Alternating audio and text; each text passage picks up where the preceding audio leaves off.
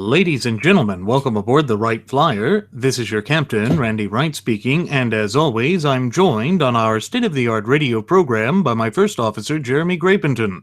Folks, this will be the final boarding call, so if you please, claim your seats, fasten your seatbelts, kick back, relax, and enjoy the show, while Jeremy and I go ahead and delve into the pre-flight checklist, as there really is a lot of news and information to get to before we may fully indulge you with your in-flight entertainment.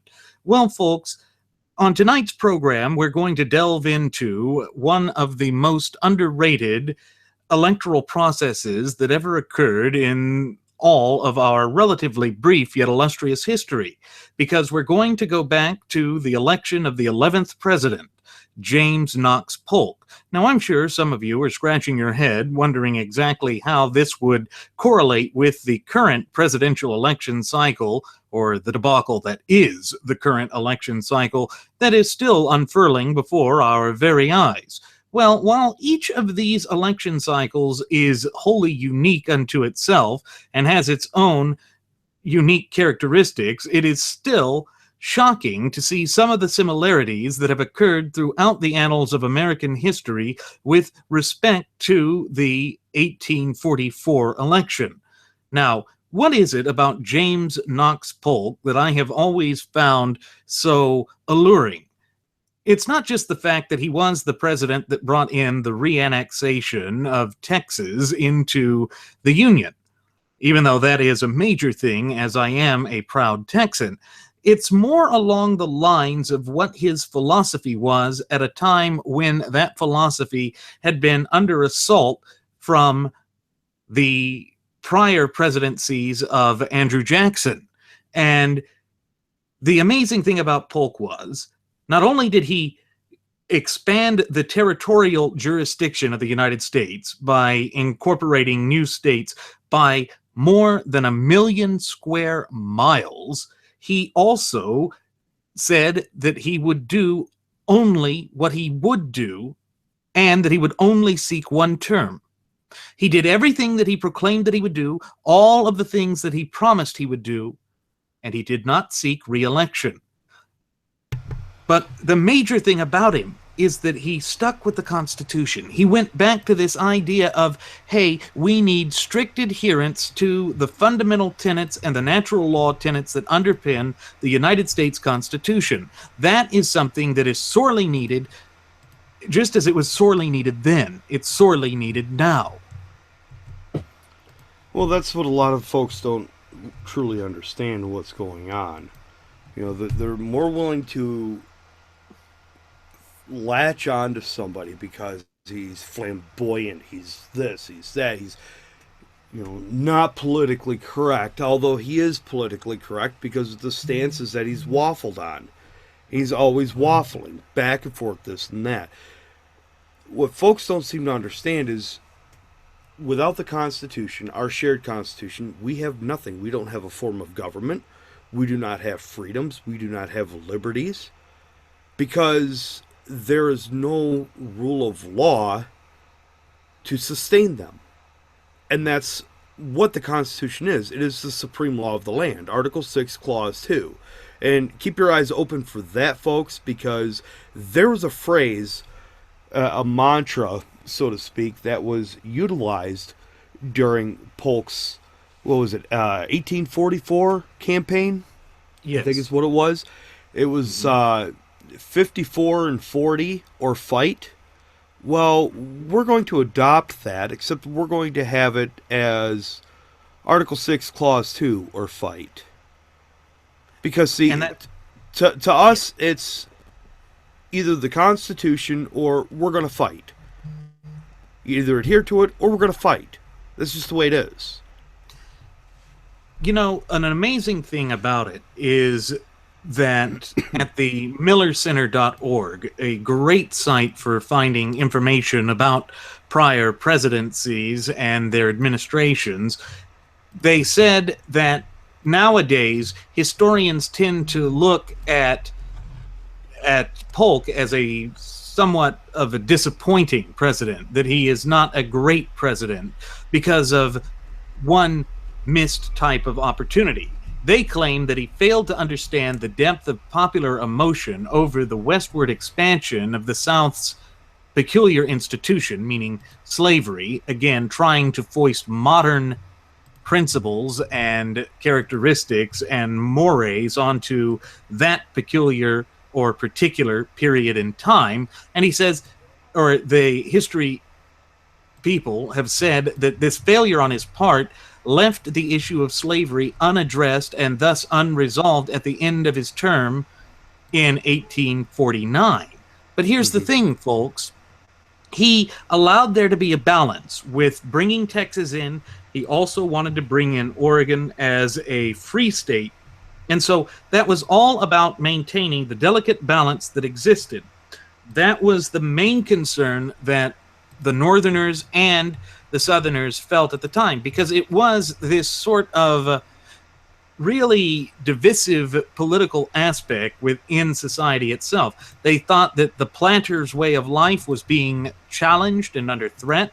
And yes, because of the economic viability of slavery at that time, it was considered a quintessential part of the Southern lifestyle. Now, of course, the way that it's looked at now is it's judged by our times. We all know that the institution of slavery is some evil, horrific thing, and it's too bad that it ever stained the annals of American history. But to try and rewrite our history, as we saw in the summer of political correctness, that is, the summer of 2015, it really is disingenuous, because it takes away a major part of our heritage, character, spirit, and above all, our national identity. But looking at Polk, he was originally born on a family farm in North Carolina, and when he was 10, his family traveled by covered wagon to what was then the frontier of Tennessee. And it was this sort of journey that really left an indelible mark on his development and led him to have the sort of independent character and spirit that he would be known for as President of the United States. And it's why he kept his word.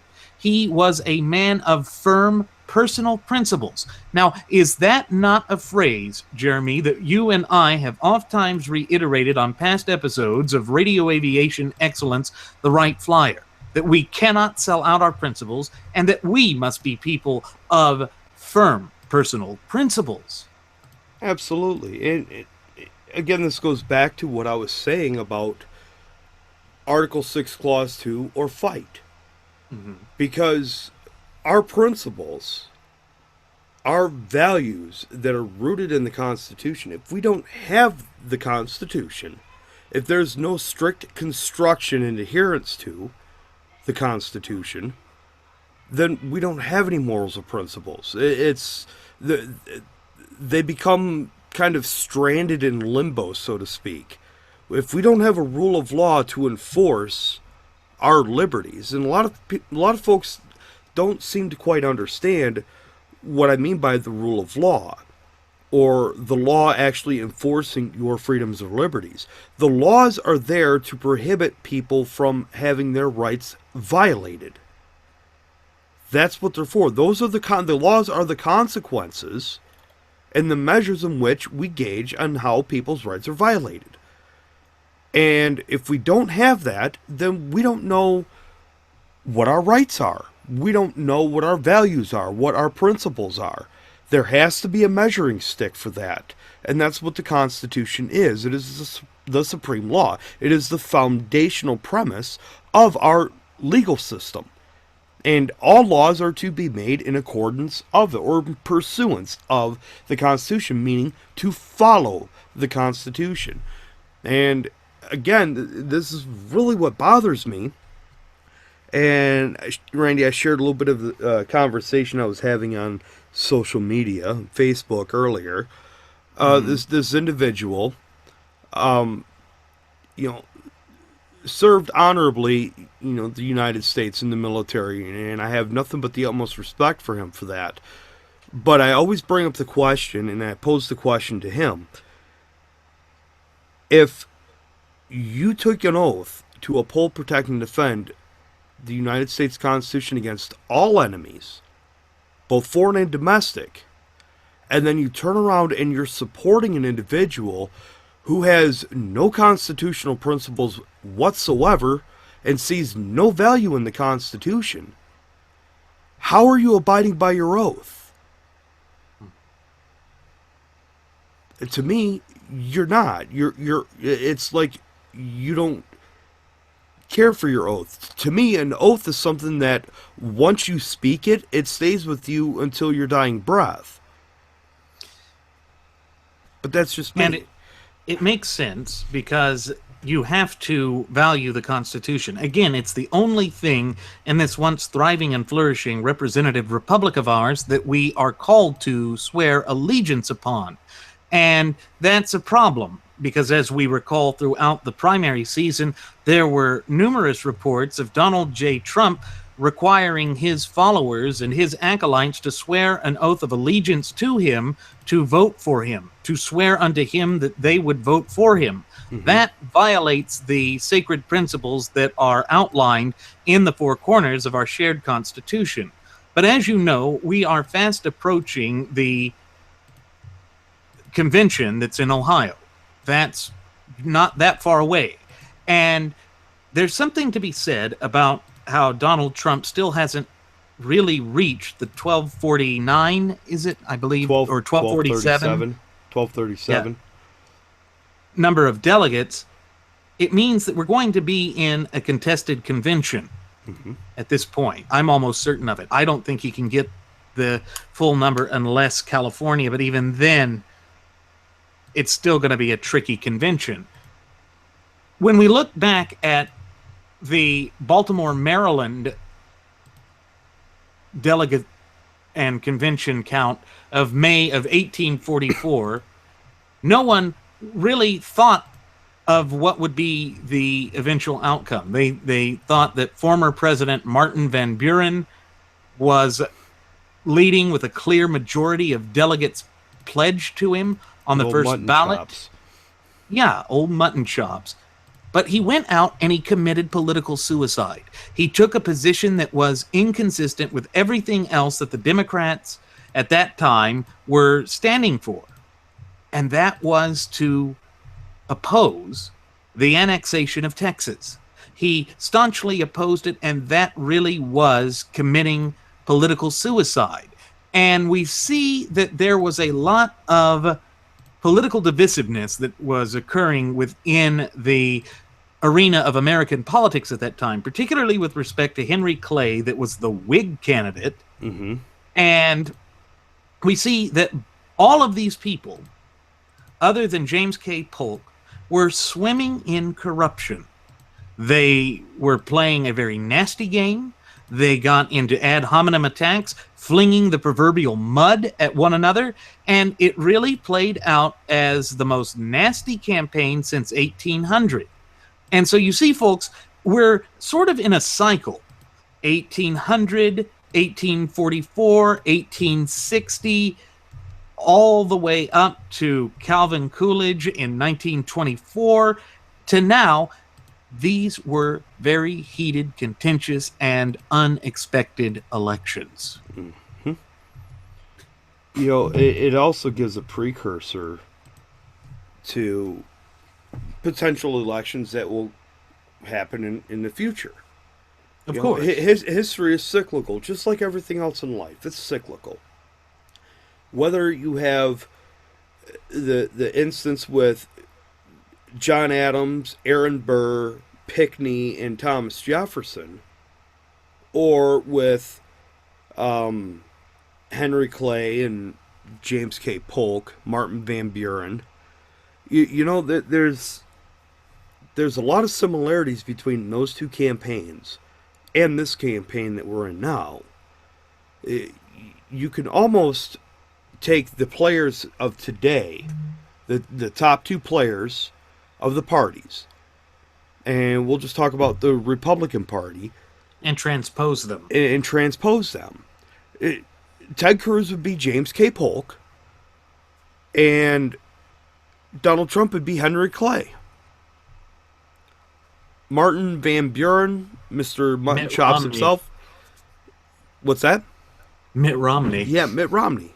Absolutely. So, it's, again, history is cyclical. These things will always happen. This is why, at the onset of the show, we're talking about getting rid of history, erasing history, and replacing some of this revisionist crap. You know, we have to take the good with the bad, because that is what makes us whole. Yes, slavery was an evil institution, but here's the fact of the matter: at that point in time, it was legal. It wasn't until 1865 to where slavery became illegal. And even long before then, the vast majority of slaveholders had set their slaves free. There was but just a small, minute population that held slaves when slavery was abolished.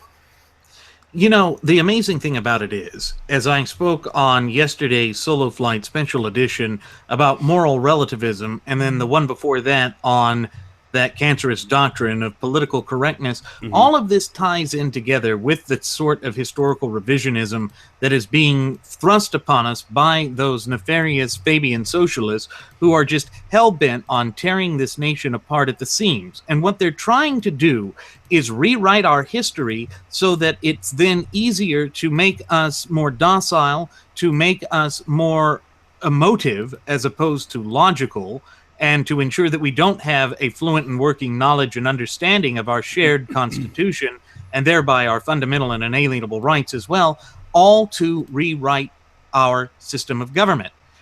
It was well known in 1844 that the United States of America was a representative republic. Hell, even in the time of the American Civil War, when you look at the battle hymn of the Union forces, it was not called the Battle Hymn of Democracy. It was called the Battle Hymn of the Republic. Yes. They understood that the United States of America was and is and should always be a federalist, representative republic with democratic elections.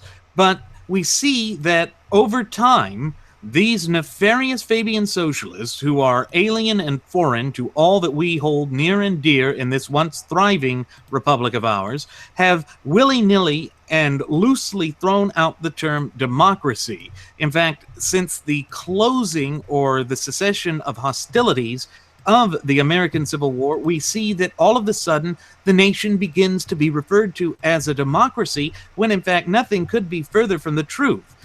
Because as Benjamin Franklin put it, a democracy is two wolves and a sheep voting for what's for dinner. You know that sheep is going to get the short end of the stick each and every time. A representative republic ensures that there is no tyranny of the majority, and at the same time that there's also no tyranny of the minority either. It's very important that we have these distinctions in place, because as we've warned since our first episode, the graduates of Pavlov's School of Journalism for the salivating mainstream media, the Fabian Socialist-controlled Democrat Party, and all of these other nefarious frothing-at-the-mouth leftists play a dark and twisted game of semantics, and it is all done on purpose with the design of fundamentally transforming who we are both as a nation and as a people. And we've heard that terminology numerous times. I want to fundamentally transform the United States. Well, that's no different than saying we're going to make America great again. And this is another question that I posed. And we've posed it oft times here on the Wright Flyer.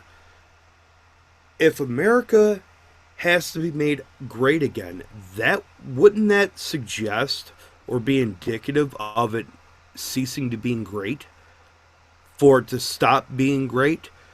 See, folks, this is why I refer to Trump and his campaign as a dog and pony show. A very sloppy dog and pony show at that. It's a wet dog and pony show at very best. Why? Because he just doesn't understand that utilizing terminology like that Sure, it's going to dazzle people, this and that, but he thinks he can get away with it. And this is the problem. When you have individuals who have a working knowledge and understanding of the United States Constitution, those individuals, myself, Randy, and many of our chair's passengers included, will not allow that. We will not stand for that. It is not going to continue. We're going to hold you accountable. Why? Because it is our obligation and duty to do so. You know, another area where the election of 1844 really seems to mirror that of the 2016 election cycle, or should I say that the 2016 presidential election cycle seems to mirror that of 1844, is some of the allegations that were spewed out against Henry Clay, that he was a womanizer, that he had been into the brothels and had committed every form of licentious act and gambling, drunkenness, carnal sin known to man. All of these things, it's amazing, because if you hold up the mirror of history to today's current election cycle, you see that all of the accusations that were thrust against Henry Clay, the Whig candidate, also seems to apply to Donald Trump. In fact, Donald Trump is even worse about it, because we certainly have greater evidence that he committed these offenses or these nefarious acts than we ever did with Henry Clay himself. But what's amazing to me is that we have people like Reince Priebus, the current chair of the RNC, saying that good Christians shouldn't judge Donald Trump on his past. Why not? That is the only way that we can determine whether he is qualified, which we don't think he is, to wield the reins of political power in this country. You have to look at the past. And then he goes out and starts attacking Hillary Clinton for her past. This sort of hypocrisy is going to be the death knell of the Republican Party. But I don't think it means the end of the conservative movement. The death of the conservative movement has been greatly exaggerated. It has been repeated by the graduates of Pavlov's School of Journalism for the salivating mainstream media ad nauseum. Why? Because they want it to be true. But that doesn't mean that it's true. What it does mean is that the conservative movement is going to have to regroup. And I think that Donald J. Trump is the shot to the gut that is going to make us coalesce together and finally put our foot down and say, enough is enough. All of you charlatans who made us follow or made us feel lesser for not following the New York Vulgarian, you can go straight to hell. We're taking this country back. The country belongs to us. We need to return to sanity and to intelligence, and that requires that we return to strict adherence to the United States Constitution at every level of government. That is the key. As we have said, the Constitution itself is the key for all of the problems that are currently facing this nation, and in fact, all of the problems that are facing this nation are a direct correlative result of our departure and divorcement from the clear and concise language contained within the four corners of the Constitution. I want to go back to rinse, wash, repeat, rinse, wash, repeat, and his hypocrisy, and the statement you said about not casting dispersions or disparities, or not judging a person because it's unchristian to judge somebody of their shortcomings. You know what the Bible also says? Cast not your pearls before swine. And meaning, don't take your principles, don't take the very things that you hold as the ultimate value in your life and throw them away to people that are just going to trample them and devour them and not care about doing so. You cannot take your principles, your pearls, and forsake them. Do not abandon them. To cast something out is to discard it. And that's what these individuals are doing. They're discarding their principles. They're abandoning them. For what? To jump in line and toe the line of somebody who, A, has never read the Constitution because he sees no value in it, which prompts B, if he sees no value in the Constitution, how could he see value in your principles? Or how could he see value in the nation? That's the real question. Donald J. Trump, further than that, how can he see value in the true individual? He doesn't. Of course not. It's all about him. That's all it's ever been about with respect to Donald J. Trump. Remember, he said that global warming is a farce. Of course, that's what we say here. But we see now that he's got a golfing resort in the nation of Ireland that is really threatened by erosion, and he's stating in the plans to get it built and to get governmental approval for this retaining seawall that it's to protect it against the effects of global warming. So again, he takes both sides of every issue and just expects everyone to accept his current position at that time. But that's not the way it works, folks, not in the arena of American politics. That's what we call being intellectually disingenuous. That's what we call not having any type of principles or convictions. And that is the last thing we need, because that is a man who's already, by his own admission, stated that everything is up for negotiation. That means that our fundamental and inalienable rights are up for negotiation. It means that our supreme law of the land is apparently up for negotiation. It means all of the campaign promises, as he stated before the cameras of the graduates of Pavlov's School of Journalism for the salivating mainstream media, are mere suggestions. If they are mere suggestions, that means that they are subject to change at the drop of a hat. That's the same sort of twisted, dark game and machinations that the Fabian socialists play.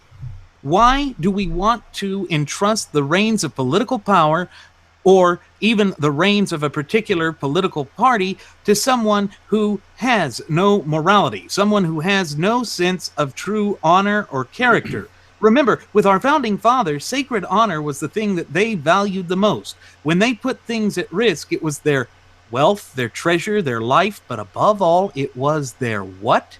Their sacred honor. Of which is attached to their word.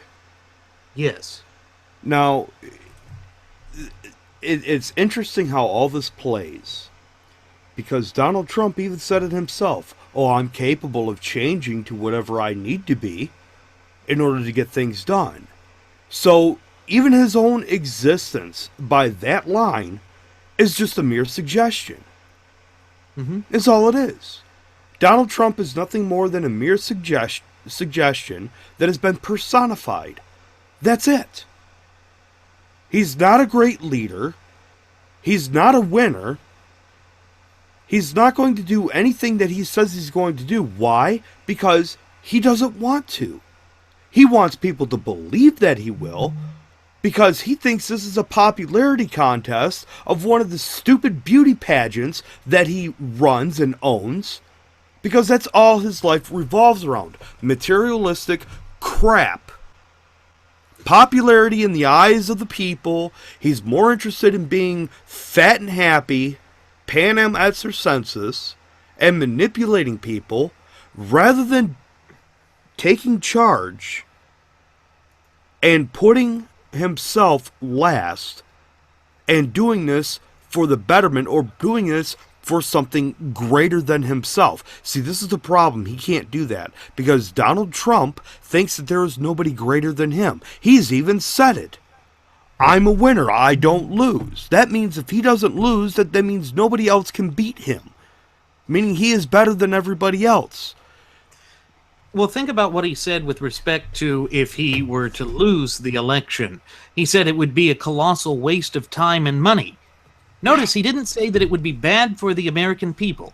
Notice he didn't say that it would be bad for the nation as a whole. This is what differentiates Donald Trump from, say, a truly firmly principled individual who became president like James Knox Polk. Mm-hmm. Polk said that the reason he was running was for the American people. It was for the nation, and that he was going to bring things back to strict adherence to the Constitution.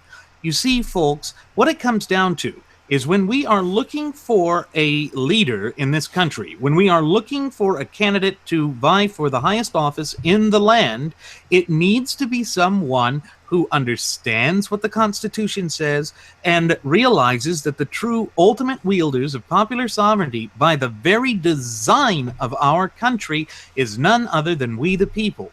We have forgotten that, thanks to the efforts, these relentless and incessant efforts by not only the historical revisionists, but the Fabian socialists who have infiltrated our institutions of media and information media outlets. So we see that the salivating mainstream media has perpetuated a lot of the nonsense that we're seeing with respect to this current 2016 presidential election cycle.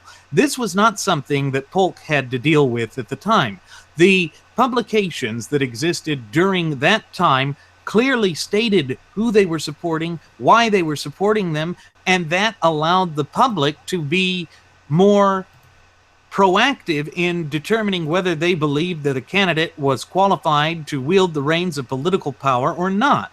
But you see, we now have a dishonest form of media that that dates back to the time of William Randolph Hearst and his conglomerate of yellow journalism newspapers. Mm-hmm. And they play like they are these objective people that care about reality. And again, this is history's mirror looking upon what we are seeing in this once thriving and flourishing representative republic of ours. So they hide under this false doctrine, creating a false perception of that of objectivity. And we've said before that these false perceptions based on a false narrative can oftentimes matter more than the truth and reality in the arena of American politics, but they create this to dupe the American people, and they played right along with Donald J. Trump. Now we see that Jeff Bezos, or however the CEO of Amazon and the owner of Washington Post pronounces his name, we see that he has stepped up his campaign against Trump, just as we predicted for these last 10 months that the Pavlov School of Journalism for the salivating mainstream media would turn against Donald Trump.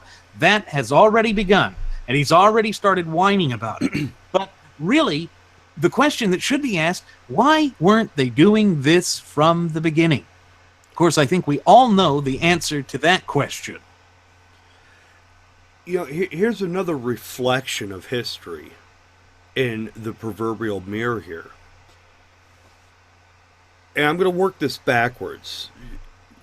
We keep hearing from all these Trump supporters, well, if you vote third party, you're most assuredly casting a vote for Hillary Clinton, and she's going to win. If you're voting third party. Here's the thing. I have a news flash for you individuals. The Republican Party has now become a third party.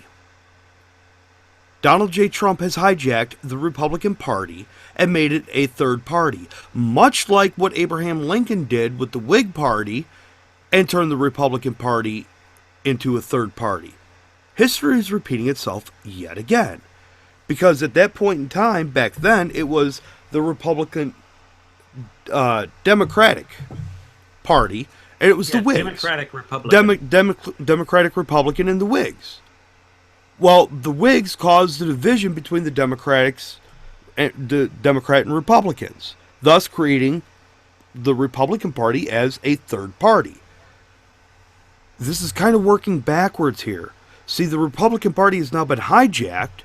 It's gone the way of the Whigs and Henry Clay because of Donald Trump, and it's quite fitting to make this analogy, with the Whig Party. I think we're just going to start calling this the Quaff Party from now on.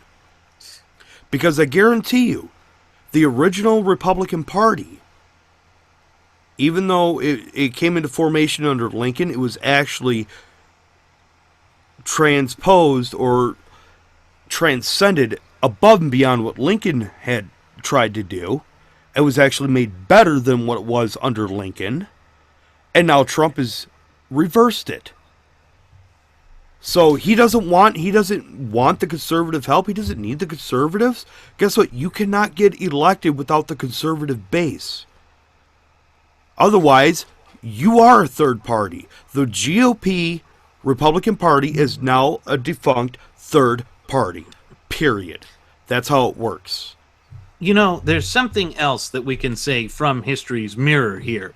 We can say that really what Donald Trump is an amalgamation of Henry Clay and Martin Van Buren. Yes. Because what Martin Van Buren did is he split the he had a bad haircut. Yes. Well, that's fitting. But he also split the Democrat Party by taking a position that went against the true tenets and principles of the party at that time, refusing to go along with the constitutional notions, pushing for tariffs, which was highly dissatisfactory to the southern segment of the nation at that time. He essentially took on every position of the Whig Party. He was running like a Whig. He was that way, and that caused the split in the party. And here we are.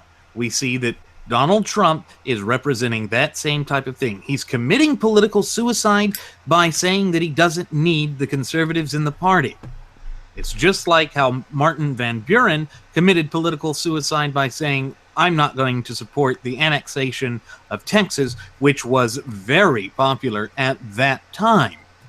Sure. And the other thing is Martin Van Buren was able to get people to cross party lines, or so it would seem.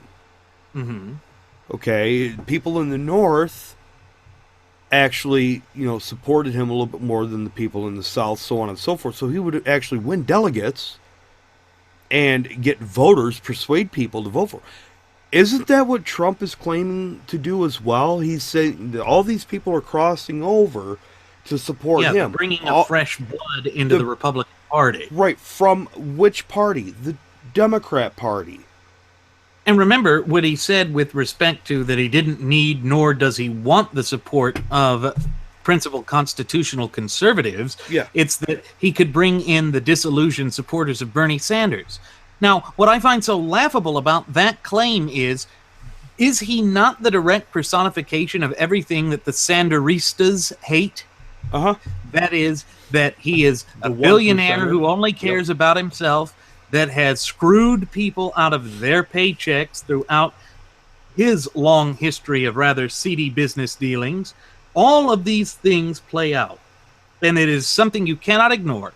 Yet that's exactly what the Branch Trumpidians do. They suffer from the proverbial ostrich syndrome, except they want to stick their heads up their posteriors.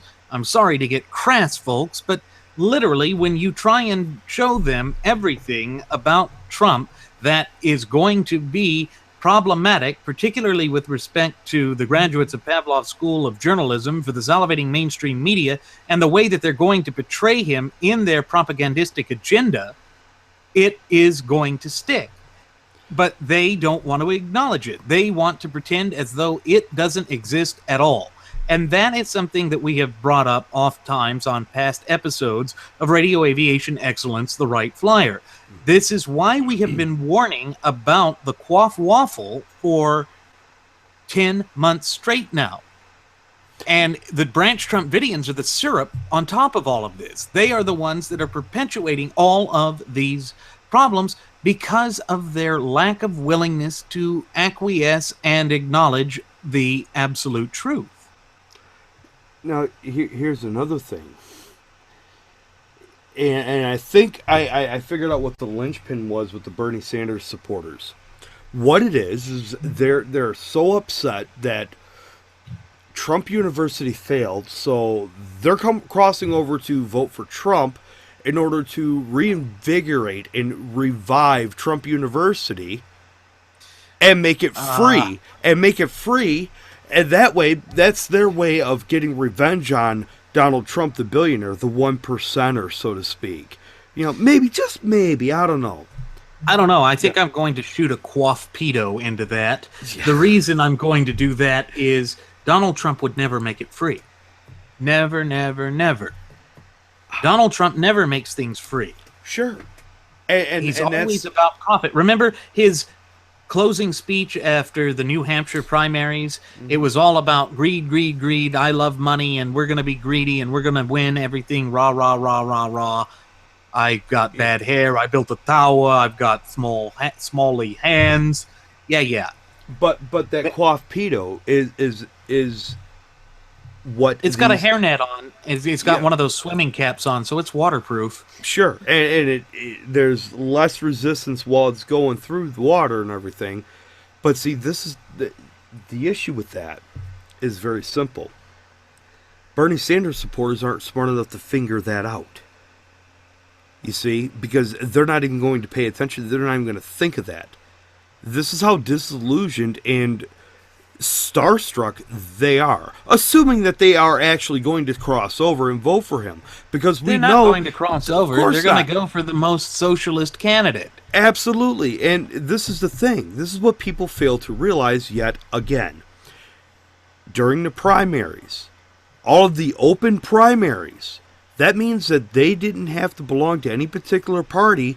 They could vote for whichever candidate that they wanted to. So when Trump got all of these votes, he's trying to equate that as, I brought people over. No, you didn't. Those people went and voted for you. Why? To set you up to fail. Because you're a loser. Because they voted for you.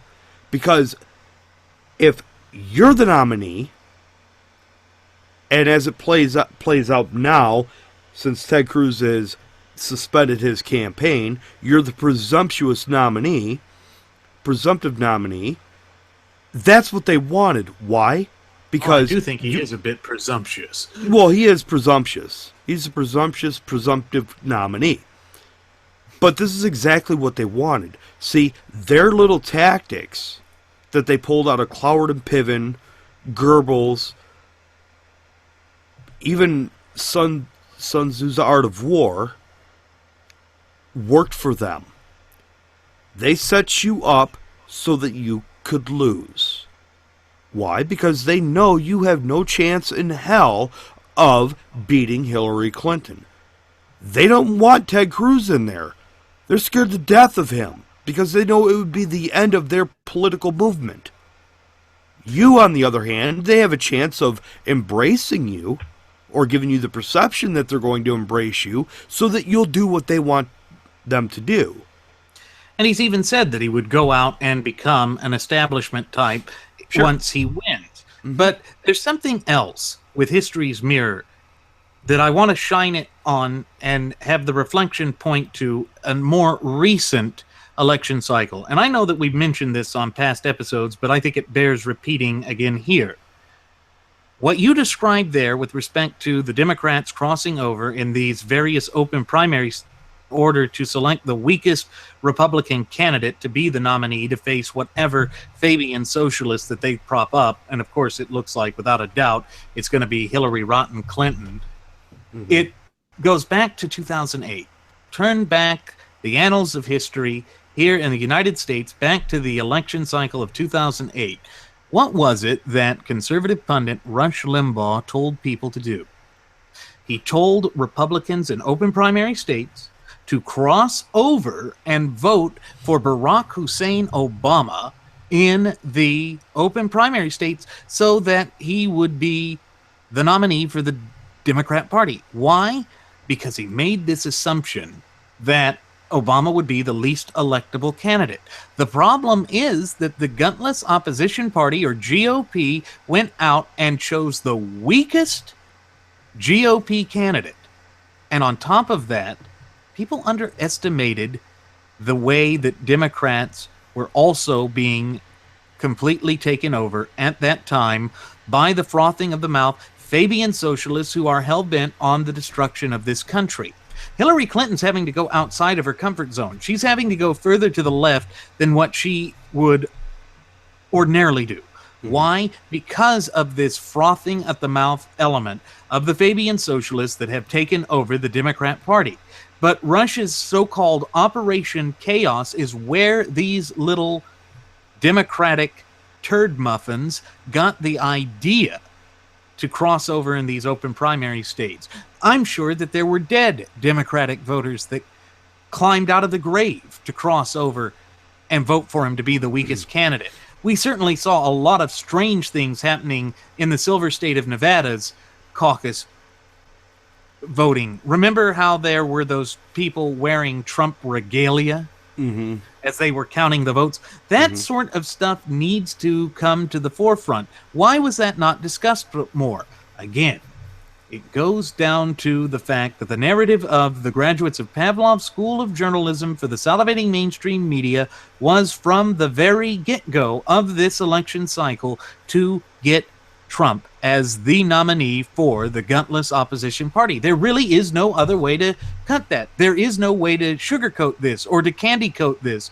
You cannot sweep this under the rug. These are just the facts.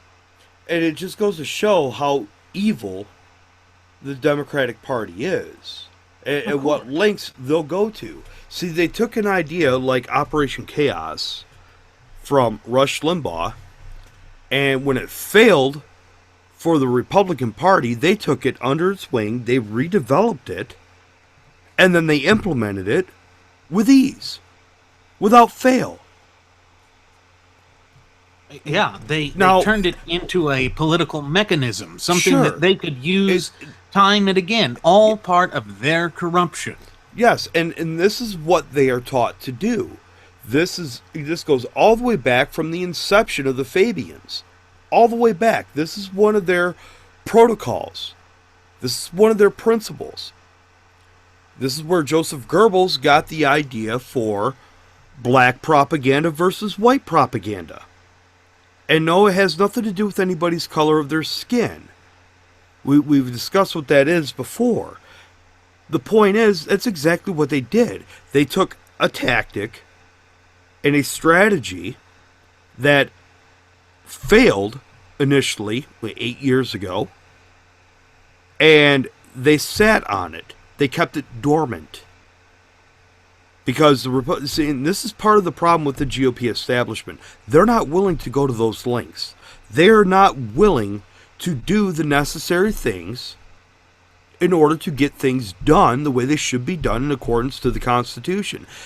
Folks, I've said this before. Propaganda is nothing but a mere tool. The outcome of the propaganda is what is determined to be good or evil.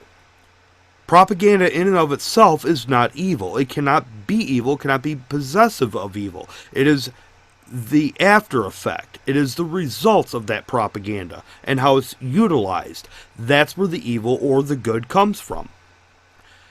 There would be no different than if the GOP took Goebbels' principles of propaganda and utilized them for good to uphold, protect, defend, and maintain and follow our shared Constitution. Why? Because it is our shared Constitution that is the supreme law of the land. That is our guarantee and insurance of our liberties and freedoms. You know, the tragic thing is that we have seen play out in this 2016 presidential election cycle is the way that Texas Senator Ted Cruz was basically subjected to character assassination attempts, uncorroborated tabloid hit pieces from David Pecker's National Enquirer, and as we all know, Trump loves Pecker. It came down to a good man was attacked, besmirched, belittled in an unfair and uncivilized, barbaric fashion. And what's so tragic about it is I would say that Ted Cruz is the first James K. Polk-style candidate that we've had since James K. Polk. Actually, let me modify that a bit. He's the first James K. Polk-style candidate that we've had since the time of Calvin Coolidge.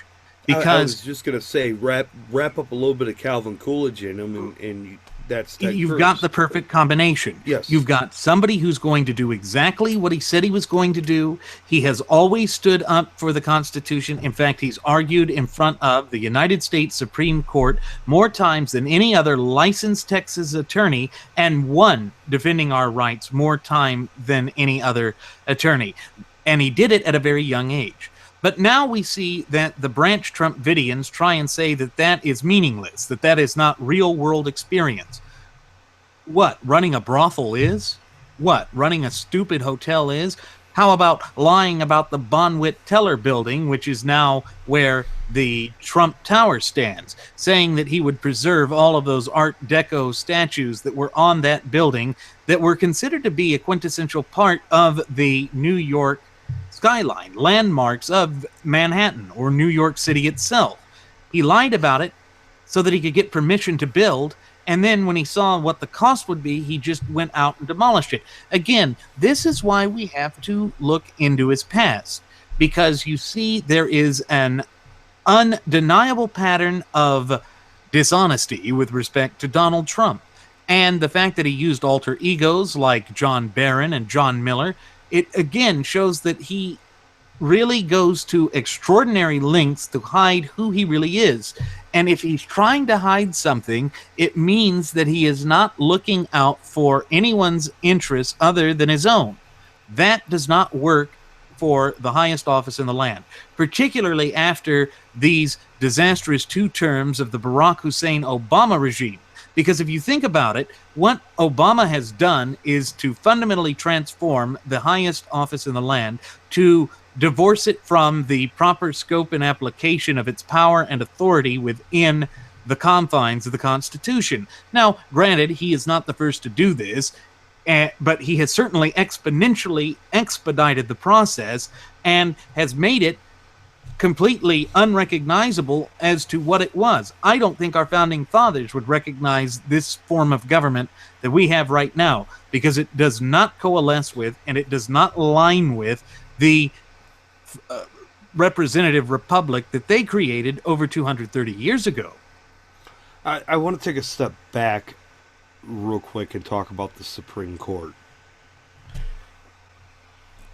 All these Trump supporters and anti-Cruz supporters, all these people say, well, Cruz has no chance in hell of winning. Why are you going to vote for him? You might as well vote for the winner, Donald Trump, blah, blah, blah. They want to say that his arguments in front of the Supreme Court do not equate to real life experience, but at the same time, they are hinging everything. One of their talking points is, well, Donald Trump's going to appoint the right people and smart people, big people and well-known people. I trust him because he tells me to trust him and tells me to believe him. He's going to appoint these people to the Supreme Court. So, let's see here. Cruz does not have any experience with dealing with the Supreme Court or being inside Washington as far as how... You mean Trump? No. This is what they're saying. Cruz doesn't. Cruz lacks the experience. It's not equatable to him because, well, that doesn't matter. It doesn't give him real life experience arguing in front of the Supreme Court. See, this is the problem. They're looking at Cruz as a politician rather than an individual that has had the potential, still has the potential, of holding one of the most coveted elected positions on God's green earth.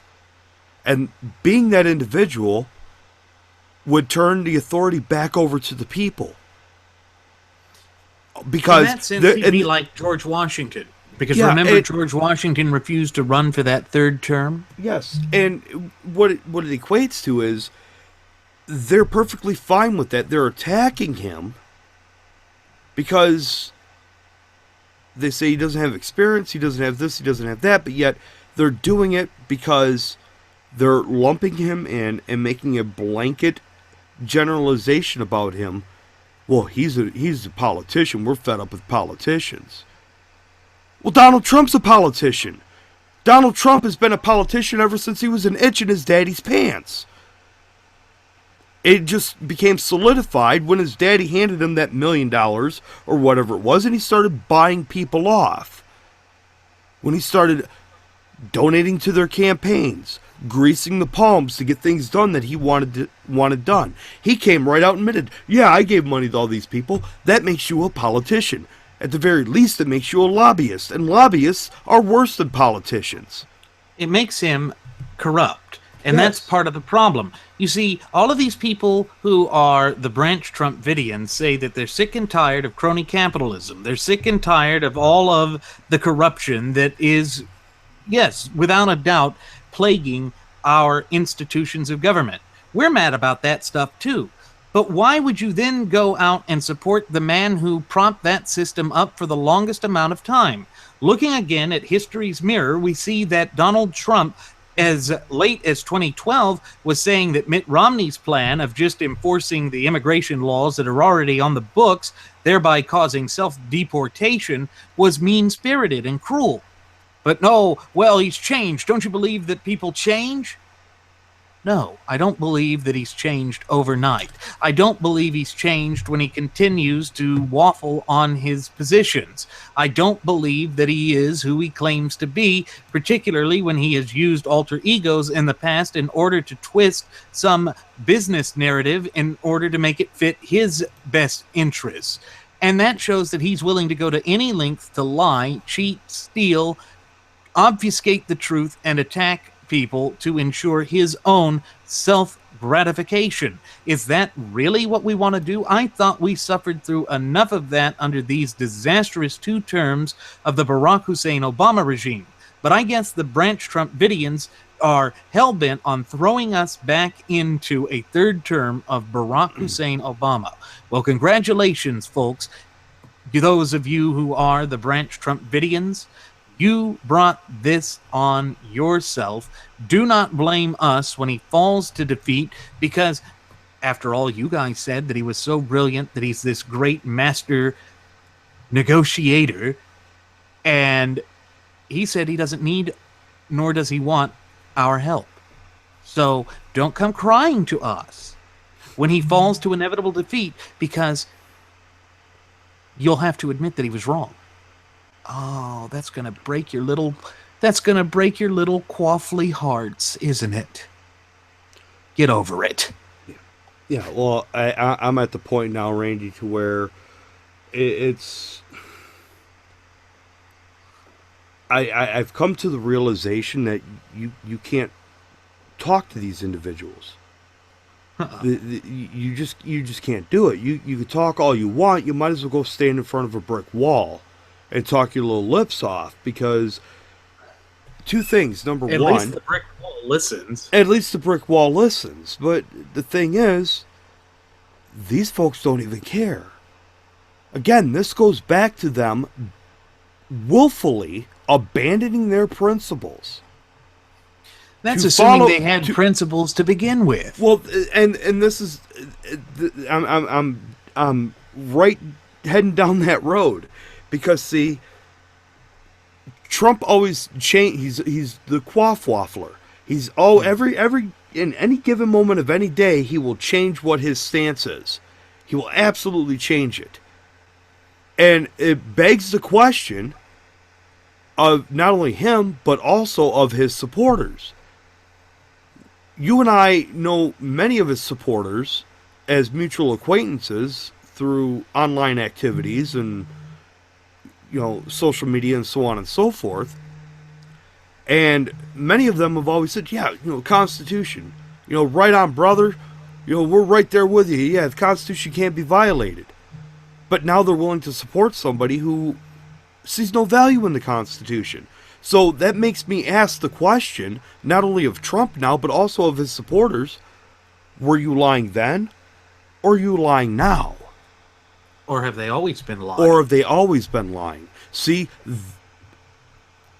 it comes down to a very simple, but yet one of the most complex words in the English language. Trust. No. Trust. Well, and no. And no. But trust. Because, see, now, if we can't determine whether you were lying then or you're lying now or you've always been lying, we can't trust you. And I'm not going to trust you. See, trust is something that takes a lifetime to achieve, but only a minute to lose. And you know what trust really is made up of? You know what really drives trust? Sacred honor. Sacred honor and principles. Go back to what the founding fathers thought was the most important thing that they were putting on risk. Why they were willing to take all of those dire risks on something that seemed like a wild shot, basically a shot in the dark, going against the most well-organized and best equipped military force known to man at that time, the British Empire. Why? Because they believed in the principles and ideals of liberty. The American War of Independence was a very long, drawn-out, and bloody affair, folks. It pitted neighbor against neighbor. It tore families apart. My own family was torn apart by the war. My branch, my direct branch on the family tree, was Patriot. But his oldest brother, in fact, his eldest two brothers, were British loyalists. They ran around in Georgia burning houses, raising all sorts of hell. It came down to principles. If you didn't stand for principles, you didn't have anything. And it's just like today, if we don't have our fundamental and inalienable rights, then we certainly will not have anything. We have to be proactive in the maintenance and safeguarding of our fundamental and inalienable rights. And that means that we have to stand up for the United States Constitution. Jeremy, I'm sure you've also heard a lot of people say throughout this 2016 presidential election cycle that, oh, the Constitution hasn't been protecting us enough. We need to get away from the Constitution. We need to go into business. It's the economy that matters most. Wrong. Because going against the Constitution is to go against the very lifeblood of what we are as a nation and as a people. And that would be to betray our own sacred honor. And those are the very first individuals that I have no problem cutting ties with. Because, see, they want to say that, the Constitution hasn't protected us. The Constitution has failed us. No, you failed the Constitution. You failed yourself. Because you have foregone all the tenets of the Constitution. You failed to maintain it. It's not the Constitution's job to protect you. It is your job and obligation to protect the Constitution, because by doing so, you are protecting yourself. Well, that's what they fail to understand. It's a symbiotic relationship. Yes, the Constitution does protect us, but only when we protect it. It's part of it being that greatest contract that was ever penned by the hands of men, yet divinely inspired by providence above. And folks, that's what we need to recall. It is a constitution, but it is a contract on top of that. We are the parties to that contract. The other party to that contract is the federal government. And when the federal government operates outside of the proper scope and application of government as mandated by the clear and concise language contained within the four corners of the United States Constitution, then they are indeed and in fact in direct violation and breach of contract. That means that it is our duty, our obligation and our responsibility to seek a redress of grievances. That is where this sort of complacency, this sort of hunt for a messianic figure who claims he or she can save the country by him or herself, becomes such a detrimental thing. There is no righteousness in that. There is no reality in that. That is diametrically opposed to what we stand for. Because if you really stop and think about it, folks, and I know that we've repeated this on past episodes of Radio Aviation Excellence, the Wright Flyer, but if you entrust the reins of political power to an individual who claims that they and they alone can save the country, are you not also admitting that they thereby also have the power to destroy the country? Not only destroy the country, but to destroy every modicum of liberty and freedom that you have. Well, essentially, that is destroying the country. Sure. Because what is it that unites the people of the United States? It's the Constitution. Yes, and it's we the people as a symbiotic part of that Constitution. You destroy the Constitution, you are essentially destroying the sovereign entity, the sovereign people, the individuals. And the Fabians and all the other reprobates of Satan, they're licking their lips at every chance they get to sink their teeth into the Constitution to destroy it. And you know what? Donald Trump is no different. He is no different for the mere fact. Well, he's been a Fabian all his life. Yes, but for the mere fact that when he made that statement, that damning statement, I never read the Constitution because I never saw any value in it.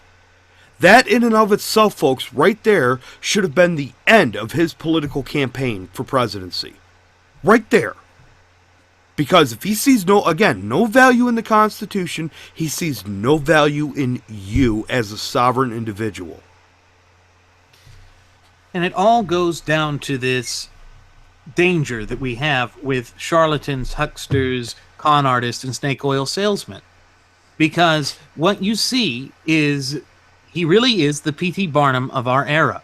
He is the one that says there is a sucker born every minute. Take, for instance, how he was just recently endorsed by the National Ridiculous Association. I mean the National Rifle Association. They should probably become the National Waffle Association. But what it comes down to is they have sold out their principles. They have sold out their convictions. Why would they support someone who joined with Dianne Frankenstein with her 2013 assault weapons ban bill? Why would they support someone who has never once really stated any type of true support for our fundamental and inalienable right to keep and bear firearms? You see, that is the intellectually disingenuous thing, and that is something that we suffer on this side of the aisle. We never really see the Democrats ever have to go through this. The Fabian socialists tend to march lockstep, and of course, that's what we're starting to see happen in the rank and file of the gutless opposition party, or GOP. When they call for this tyranny of a false unity, they're saying that we have to support Donald Trump whether we agree with his principles or not, simply because he has an R after his name. Well, I'm going to tell you what that is. That is ridiculous. That is political suicide. That is going down the path of ruination. So instead of being the Republican Party, it's now the party of ruination. Do we want to be known as the party of ruination? I have a feeling that's a pretty bad moniker to have. I think that's a pretty bad position to have as a political party, and will not spell out well and will not play out well in the future. You know, I have to say something about the NRA. I've never been a member of the NRA. I've thought about joining the NRA years ago. I just never got around to it. Maybe the timing just wasn't right. And then when I've seen them operate in the capacity that they have over the past 15 years, I don't want to have anything to do with the NRA. And there's I want nothing to do with them. Oh, we're protecting constitutional rights, Second Amendment rights. No, you're not. If you were, some of the lawsuits that you guys got entangled in, you would have actually been able to win those lawsuits had you understood the Constitution and which clause or article or section to apply to your lawsuit. But instead, you have your lawyers base everything on the Second Amendment or on the Commerce Clause or whatever the case is, instead of privileges and immunities, and enforcing that. Why? I'll tell you why. Because you're more worried about making a name for yourself and continuing on this propped it up name and getting all this money in all these different cauldrons of funds so that you can remain in existence, so that you can persuade politicians. That's what it's becoming. It's becoming a Ponzi scheme. Absolutely right. Now, here's the thing. In fact, that's what all of American politics is starting to become. And yes. Donald J. Trump has been perhaps the catalyst of really pushing that to the epicenter. Yeah. And here's the point. Here's one of the underlying points to this. Again, the NRA is supporting somebody who is completely contradictory to the United States Constitution. But yet they claim they support the Second Amendment. Well, how can you support the Second Amendment but not the rest of the Constitution? How could you even support the Second Amendment if you're going to endorse somebody who sees no value in the Constitution? And you have to remember, because of the preamble of the Bill of Rights, our Second Amendment carries full weight and force under Article 6, Clause 2, as the supreme law of the land, as does every single amendment that is ratified to the Constitution. It is all inclusive. Article 5. Article 5 also does that. That's one of the amazing aspects, and it speaks to the amazing amount of foresight, looking again at history's mirror, that our founding fathers had. They understood that society would be changing, but they also understood that the natural law tenets, by their very nature, are immutable. They are timeless by nature. But to meet the more immediate needs, they understood that it was necessary to have an amendment process to ensure that if changes needed to be made, well, first of all, it would have to be serious, because it would have to meet the strenuous requirements that are placed there, just to ensure that political fads would not be able to encroach upon the sacrosanct nature of the Constitution, but that it could be changed if necessary. And that shows that they were actually thinking about the people, the popular sovereigns being as powerful as they were, and to have the ability to step in and change government. That's why you see there is this building movement for a convention of states right now. Why do we have that? Because we see that the federal government is operating outside of the proper scopes and bounds of the Constitution, and we need to balance the proper tenets of federalism.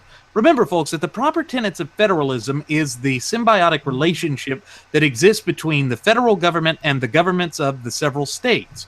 We have essentially gone from having quasi-sovereign states that are essentially co-sovereigns with the federal government, that don't have as limited power and authority as the federal government due to the natural law tenets that underpin this Constitution and this Federalist Republic, to being absolute minority positions or subservient states, serfdoms, for lack of a better term, to the almighty federal government. And I cannot relent on this. I won't relent on this. If you are an organization and you are endorsing somebody who sees no value in something that you want to stand for or claim you represent, again, I ask of the NRA, did you ever support the Second Amendment or the Constitution? Or did you just say you were doing it, and now you show that you don't care about the Constitution by endorsing someone like Donald Trump? Were you lying then, or are you lying now, or have you always been lying? See, this is why I'm not a member of the NRA. More so, I'm not a member because I'm a huge fan of Groucho Marx, and one of my favorite quotes by him is, "I will not belong to a part or to an organization that will have me as a member." And people would say, "Well, you're a member of the conservative constitutionalists. You're a member of this. You're a member of the United States." No, I'm a free sovereign individual. And it's by birth anyway. And it's by birth anyways. If the NRA wanted me to be there as a paying member of them, no, the NRA can go to hell. Yeah. That's how that works. Oh, you might as well take, the Second Amendment Foundation with you? I think they're the ones that are, trying to schmooze on people. Yeah. There's a few other select individuals that you could take with you straight to hell. And I'm kind of apprehensive about mentioning their names at the moment, but we will get to them eventually, trust me, folks. Trust me. We're going to reserve that for a special episode with our first Air Marshal Nelson Ward. We have got to get back to what matters in this country. And of course, the only thing that really matters is the thing that is that which unites us. And there is only one thing. I know that I mentioned this already, but there is only one thing that unites us, both as a nation and as a people.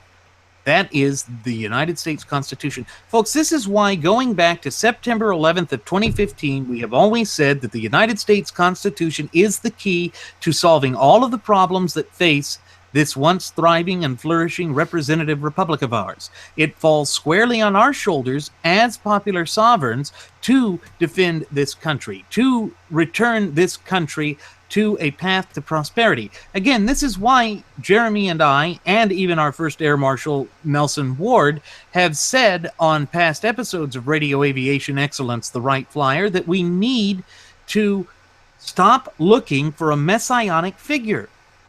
If you want to know who has the power, who is endowed with the authority, and the only ones who are endowed with the authority to actually save this country, look in history's mirror and look in your own mirror. Because what you see staring back at you is not only the blood of patriots, but is your own reflection. Now, it is you as a popular sovereign. It is we as the people. Remember that the Constitution belongs to us. It doesn't belong to Donald J. Trump as a candidate. It doesn't belong to the government. It doesn't belong to Barack Hussein Obama, the Chiquita-in-Chief and the peel and squeal president.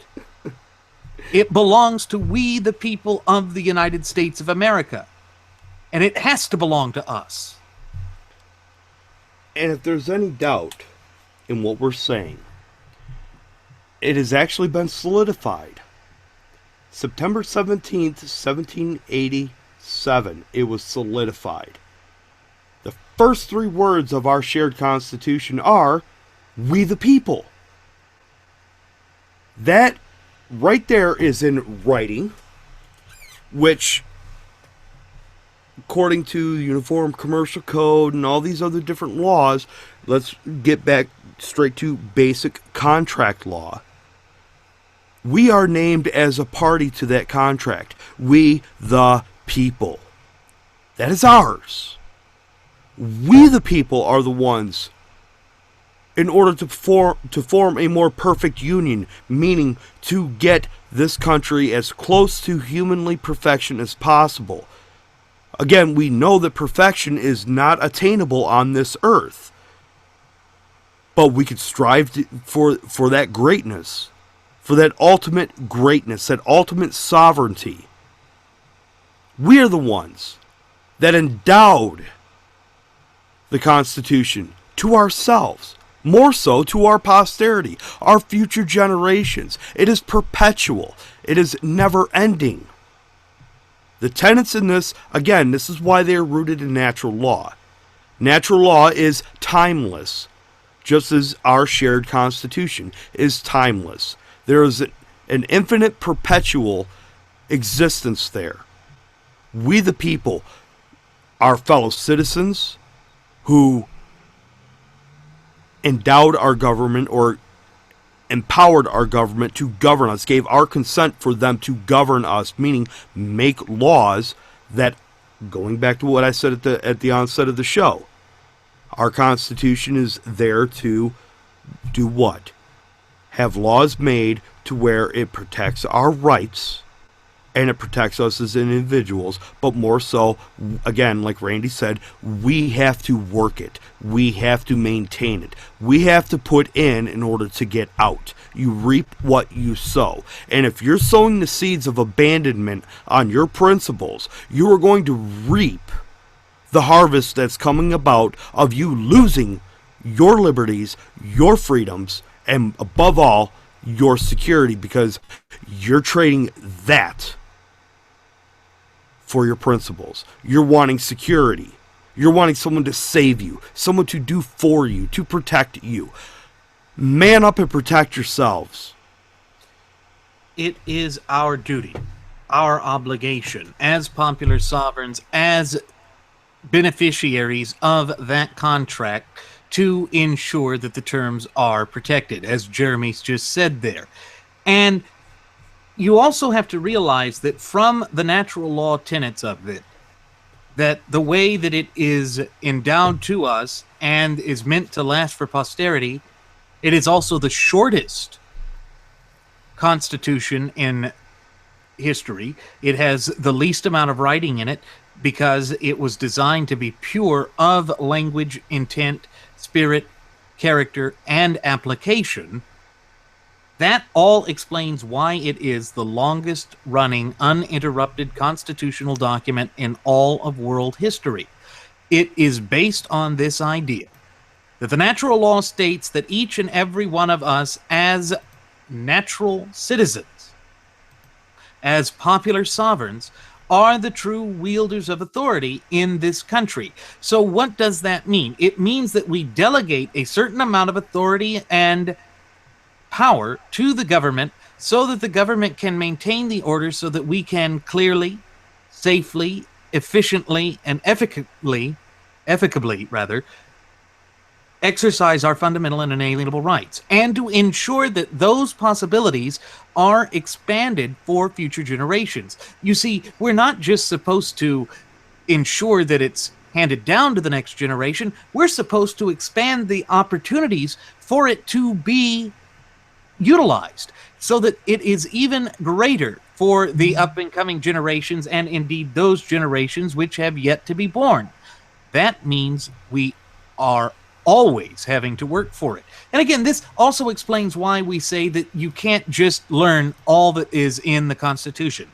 Because of the way that our lives are never ending, well, our lives end, but the living process of us, the way that society advances and evolves, that means that there will continually be expanding horizons for the applicability of the Constitution itself. We will never, ever, ever find its full application limited to just one snippet in time. But that does not mean that the Constitution itself is a living document. You see, that's another one of those twisted games of semantics that the Fabian socialists and the historical revisionists and the graduates of Pavlov's School of Journalism for the salivating mainstream media would have us believe with respect to our shared Constitution. They want us to think that it is living. Why? So they can kill it. You see, it's all about reinterpreting our rights, not They want to make it to where it's not endowed to us by our Creator, but it's given to us by government. But if government giveth, then government can taketh away. Mm-hmm. Yeah, and that's a natural instinct. It's a natural instinct that we're all born with.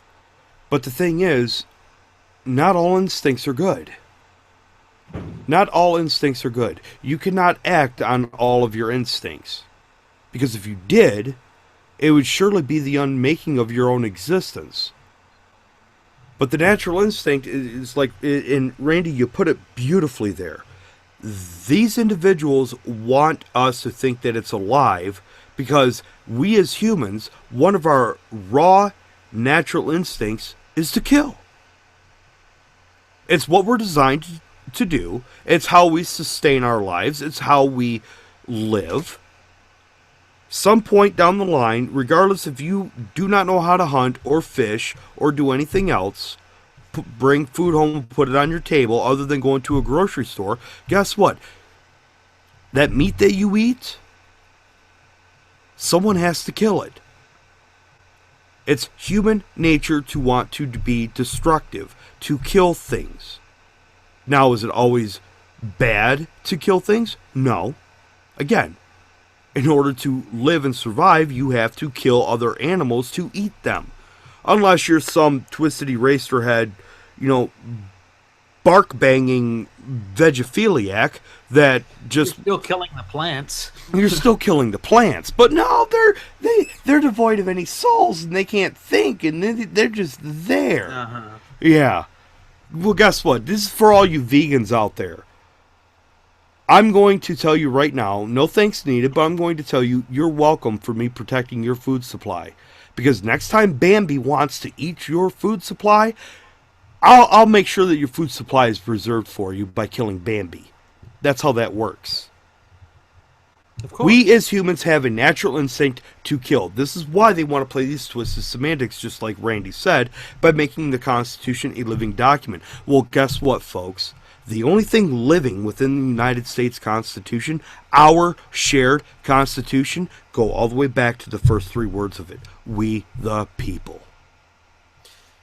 That is the characteristic aspect of the Constitution and of our representative Republican form of government that is the single thread of truth that unites all of us.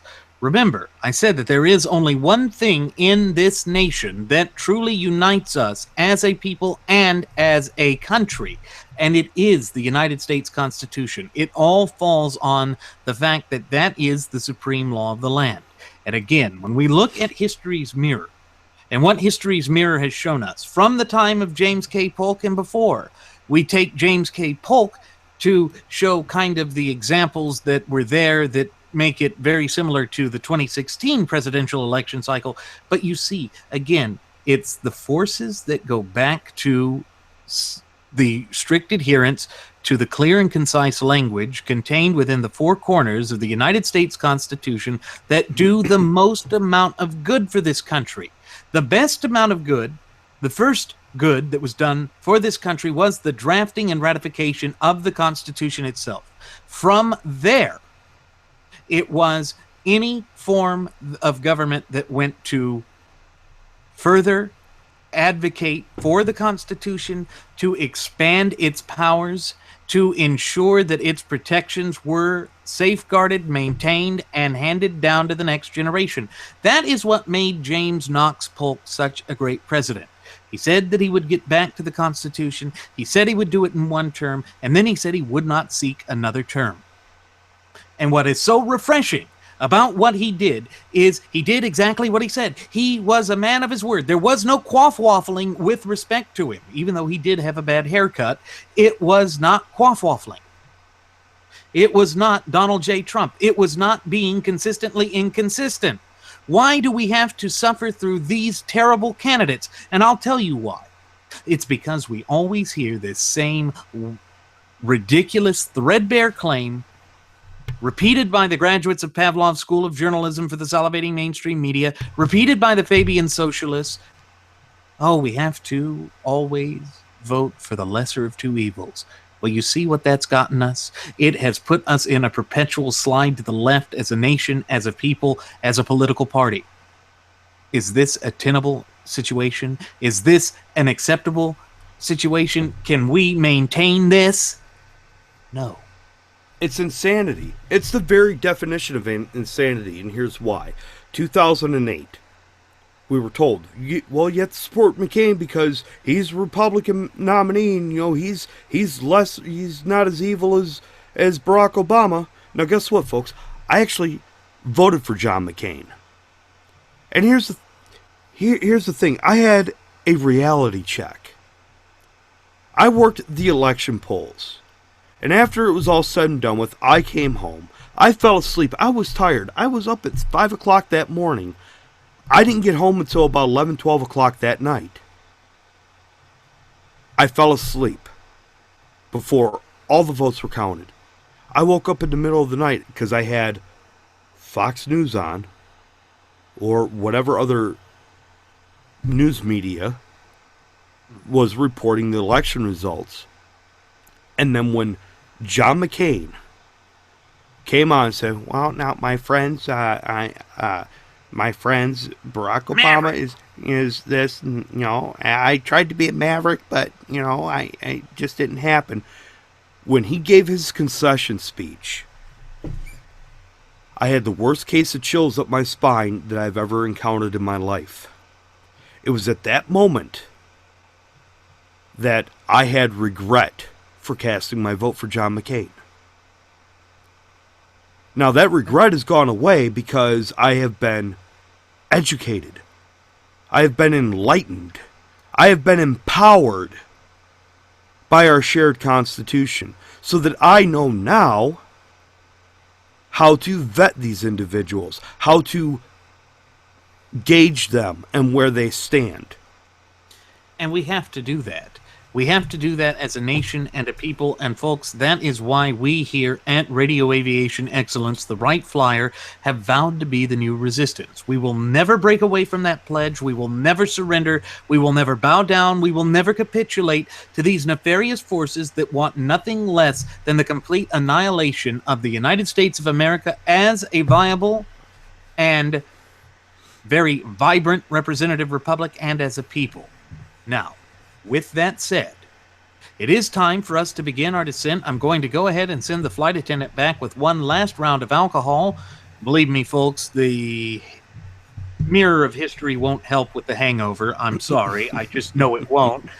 As always, folks, I'm Randy Wright, and I've been your captain, and I've been joined on tonight's program by my first officer, Jeremy Grapington.